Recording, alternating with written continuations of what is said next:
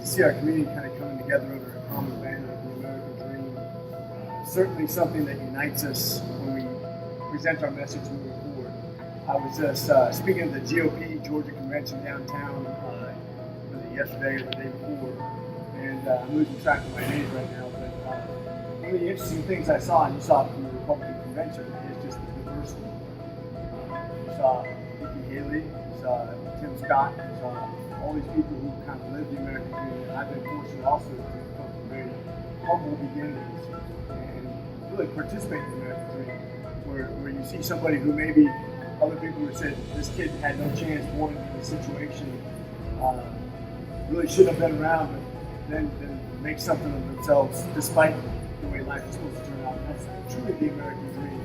And it's the reason that so many people immigrate here from all over the world, whether it be India, the Far East, Africa, Central America, South America, all over the world, they come here for that one purpose. And the one great thing about the economic opportunities, and the freedoms, and the security that make this nation very unique, those three things, those three pillars, if you will, I think are going to move our Republican Party towards what I believe is going to be the party for minorities and immigrants in the future. I really do. As you see the left further and further define themselves as socialists and try to sell that message, we know that our message really is about the opportunity, and that when you come here, where you maybe come from a place where you're one job for every 1,000 people, you come here, you know that if you work hard, you will have the opportunity to succeed no matter who you are. Even of varying different talents, backgrounds, races, gender, religion, it doesn't matter. If you come here and you work hard, you'll see success. And you've all witnessed it. You know it better than I do. But I think that's the way for the future. I think that's how we're going to define ourselves moving forward. And the one great thing that I see also is we have great examples historically of how socialism has failed. We've seen it in Cuba, we've seen it in the USSR, we've seen it even in China. But even in Venezuela, it was most contemporary issue where we've seen a country that had the third highest GDP per capita. And I used to train with Venezuelan Marines. And great country. Resources like you wouldn't believe. They have more oil per capita than anybody. They have minerals, they have unbelievable resources in industry. And in one 10-year span of time, they literally ruined the country with socialist propaganda. Well, I'll even go closer to home.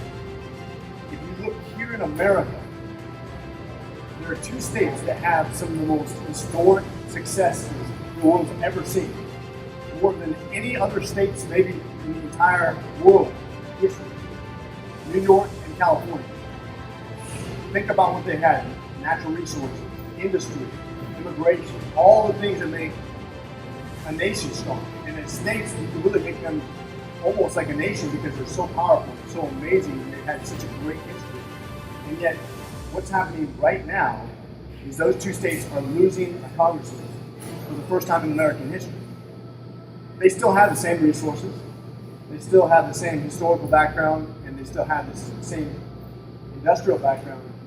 So what is the only reason that they could possibly be losing congressmen, losing population, given that kind of history? There's only one reason: it's bad government. And you see as they get further and further towards the left, further and further towards socialism, and that promise of I'm going to take care of you, that doesn't drive the human spirit. We're created really as human beings to be driven by things that we earn. That's what gives us our value. If you give your children something, they'll never value it the same way as if they earn it. The quick one that my mom used to always say: never ignore someone on the street who asks you for something, even if it's money or something you're not going to give them. Acknowledge who they are, because they dehumanize themselves by asking for handouts. That's not what makes you valuable. You've never appreciated anything like those things that you earn. I happen to be a Marine. I grew up with nothing, and when I earned being a Marine, that Eagle Golden Anchor, I sure as heck was going to put that sticker on the back of my car just like every other one. And if you notice driving around, you'll see more Marine Corps stickers than you'll see every other service combined. And it's not because of any other reason other than we made it hard to get. You don't just get that Eagle Golden Anchor by signing up. You have to go through the recruit school. You have to go through that training. You have to earn it. And then when you get done, you can say, I am a Marine. And you feel very good about that. The same way, if you work hard for something, you have a job, you've earned it. Even a relationship, anything that you have that has value, it came because you worked hard for it. And anything you don't work hard for, you don't value. Same thing if you win the lottery. They've done tons of studies showing that people who win the lottery are no happier a couple years from now than when they won the lottery. Why? Because you didn't earn it. It didn't give you value. It didn't make you a better human being. And so really this boils down to our problems versus their problems. What gives you value? What gives America the value? What people came here from all over the world to get to in order to achieve that American dream, it makes us very unique. And if we ruin that, and we go further towards what New York and California has been promising, there's nowhere else to exodus to.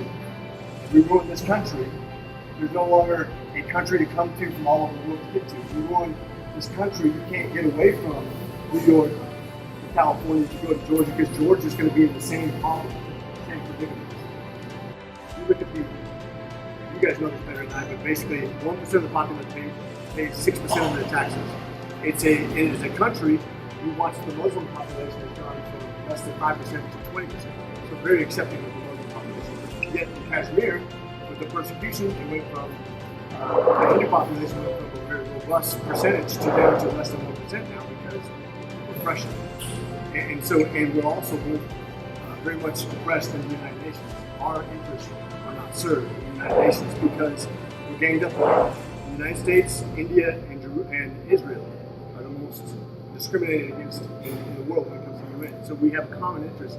That's why I love to see our countries working together, because we stabilize those areas, whether it be the Middle East, Far East, or even here in this Western Hemisphere.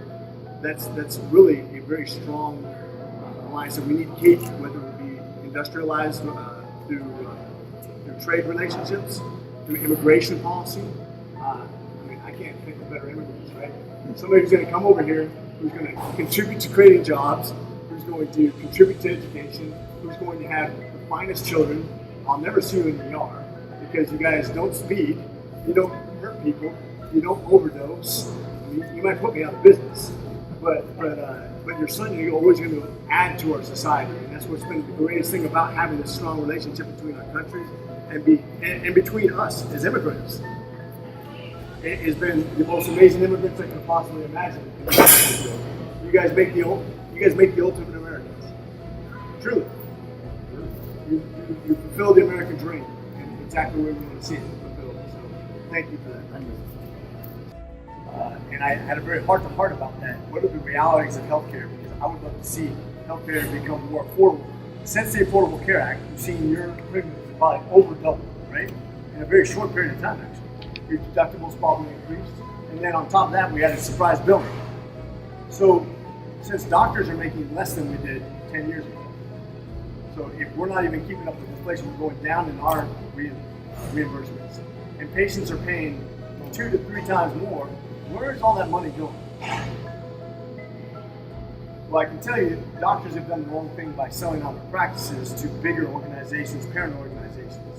So now the hospitals, which are mostly nonprofit, which make a lot of profit, by the way, tens of millions of dollars, and then the groups that have bought out the practices, so now physicians don't control their own destiny. I can't see you and say, you know what, I'll just write that off, I got you, man, because I'm going to take care of you because you can't pay your bill today or whatever. I can't do that anymore.